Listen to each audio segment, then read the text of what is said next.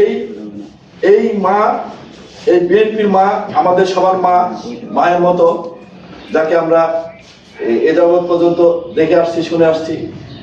যিনি অত্যন্ত বাড়ি ছাড়া হয়েছেন, ঘর ছাড়া হয়েছেন, অপমানিত হয়েছেন, নির্যাতিত হয়েছেন, মৃত্যুর সাথে পাঞ্জা লড়েও আমাদেরকে ছেড়ে যাননি। এই মায়ের জন্য আজকে আমরা দোয়া চাইতে এসেছি। আজকে আমরা এসেছি দেশনেত্রী বেগম খালেদা জিয়ার সুস্থতার জন্য দোয়া করব।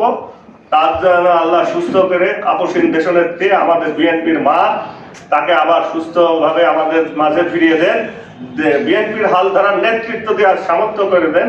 আল্লাহর কাছে এই দোয়া করে আমরা আজকে মা আমাদের দেশনেত্রী বেগম খালেদা জিয়া, তার জন্য আমরা প্রাণ খুলে দোয়া করব এবং সামনের দিন আমাদের জয় যেন সে দেখে যেতে পারে, এই বলে আমি আমার বক্তব্য শেষ করছি। তিনবারের সাবেক প্রধানমন্ত্রী, বিএনপি দলের চেয়ারপারসন বেগম খালেদা জিয়া অত্যন্ত অসুস্থ। আল্লাহ তাআলা যেন তাকে শেফায়ে কামিলা আজিলা আফিয়া নসিব করেন এবং সেই সাথে সাথে তিনার ছেলেদেরকেও যেন আল্লাহ তাআলা তিনার ছেলেদের সুস্থ রাখেন এবং যারা বিভিন্ন কর্মপন্থা আছেন, বিভিন্ন দায়িত্বশীল আছেন, সবাইকে আল্লাহ তাআলা ভালো রাখেন। এই জন্য আমরা সূরা ফাতিহা পড়বো একবার, সূরা ইখলাস পড়বো তিনবার, এরপর দরুদ শরীফ পড়ে আমরা দোয়া করব ইনশাআল্লাহ।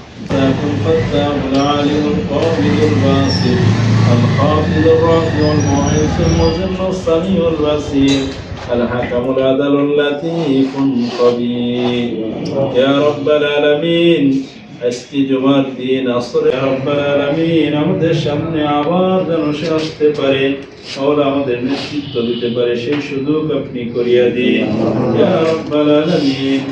আখির দোয়া আখিরি ফয়সালা, হায়াত না থাকে মাওলা ঈমানের সাথে আপনি তাকে মৃত্যু নসিব করিয়া দিন ইয়া রব্বুল আলামিন। জাতির যেই খেদমত করেছে, এই খেদমতের বিনিময়ে আপনি তাকে জান্নাতুল ফিরদাউস নসিব করিয়া দিন ইয়া রব্বুল আলামিন। আখিরি দরখাস্ত মাওলা আপনি তাকে সুস্থতা নসিব করুন এবং মাওলা তার ছেলের সাথে শেষবারের মতন করে সুস্থ অবস্থায় সাক্ষাৎ করে দিন মাওলা। আল্লাহুম্মা আনতা রাব্বুনা রাব্বানা ইয়া আলী ইয়া আযীম ইয়া কারীম।